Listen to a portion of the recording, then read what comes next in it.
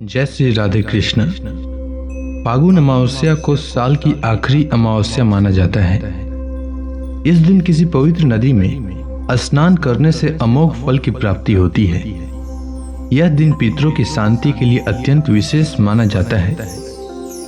फागुन माह में पड़ने वाली अमावस्या को फागुन अमावस्या कहते हैं।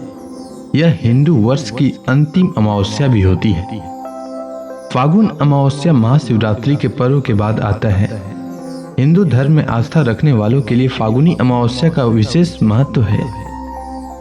इस दिन लोग अपने पितरों की आत्मा की शांति के लिए दान, तर्पण और श्राद्ध करते हैं। इस बार फागुन अमावस्या 2 मार्च यानी कि आज है और आज के दिन धार्मिक तीर्थ स्थलों पर स्नान करना बहुत ही शुभ माना जाता है। फागुन अमावस्या के दिन पितरों का तर्पण करने से पितृ दोष से मुक्ति और पितरों का आशीर्वाद प्राप्त होता है। इस दिन भगवान शिव और भगवान श्री कृष्ण की पूजा की जाती है। फागुन अमावस्या के दिन स्नान, दान और धार्मिक कार्यों का विशेष महत्व बताया गया है।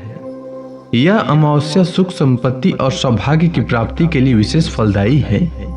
जीवन में सुख और शांति के लिए फागुन अमावस्या का व्रत रखा जाता है। इसके साथ ही इस दिन पितरों की आत्मा की शांति के लिए तर्पण और श्राद्ध भी किया जाता है। अमावस्या का दिन काल सर्प दोष और पितृ दोष से मुक्ति पाने के लिए विशेष मानी जाती है। ऐसा मान्यता है कि पितरों के मोक्ष और सद्गति के लिए अमावस्या का व्रत करना चाहिए।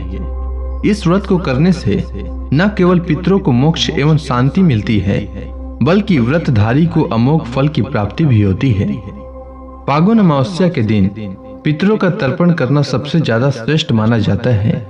इससे पितरों की मुक्ति मिलती है। इस दिन किसी पवित्र नदी या सरोवर में स्नान अवश्य करना चाहिए। इसके बाद वस्त्र धारण करें। इसके बाद यदि संभव हो तो किसी पुरोहित से तर्पण कराएं या फिर आप स्वयं भी तर्पण कर सकते हैं।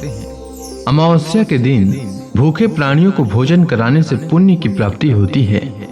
इस दिन काल सर्प दोष निवारण हेतु सुबह स्नान के बाद चांदी से निर्मित नाग नागिन की पूजा करें। सफेद पुष्प के साथ इसे बहते हुए जल में प्रवाहित कर दें। काल सर्प दोष से राहत पाने का यह अचूक उपाय है। अमावस्या को शाम के समय घर के ईशान कोण में गाय के घी का दीपक जलाएं। बत्ती में रुई के स्थान पर लाल रंग के धागे का उपयोग करें। साथ ही दिए में थोड़ी सी केसर डाल दें। यह माता लक्ष्मी को प्रसन्न करने का अचूक उपाय है। अमावस्या के दिन गरीबों को और जरूरतमंद लोगों की सहायता करनी चाहिए। इससे भी पुण्य की प्राप्ति होती है। अब आइए सुनते हैं फागुन अमावस्या व्रत कथा।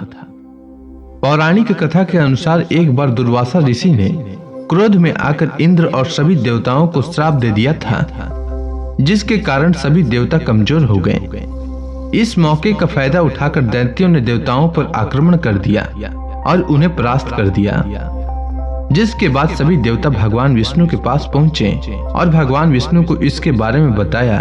तब उन्होंने देवताओं को सलाह दी कि वह दैत्यों के साथ मिलकर समुद्र मंथन करें। जिसके बाद सभी देवताओं ने दैत्यों के साथ संधि कर ली और अमृत को प्राप्त करने के लिए समुद्र मंथन करने लगे। जब अमृत निकला तो इंद्र का पुत्र जयंत अमृत कलश को लेकर आकाश में उड़ गया। जिसके बाद दैत्यों ने जयंत का पीछा किया। जिसके बाद दैत्यों ने अमृत को प्राप्त कर लिया। अमृत को लेकर देवताओं और दानवों में 12 दिन तक युद्ध चला, जिसके कारण प्रयाग, हरिद्वार, उज्जैन और नासिक पर कलश से अमृत की बूंदें गिरी थी। उस समय चंद्रमा, सूर्य, गुरु शनि ने घट की रक्षा की थी। इस कलश को बढ़ते देख भगवान विष्णु ने मोहिनी रूप रखा और देवताओं को छल से अमृत पिला दिया। इसी कारण से अमावस्या के दिन इन जगहों पर स्नान करना अत्यंत ही शुभ माना जाता है। उम्मीद है आपको फागुन अमावस्या की कथा अच्छी लगी होगी। धन्यवाद।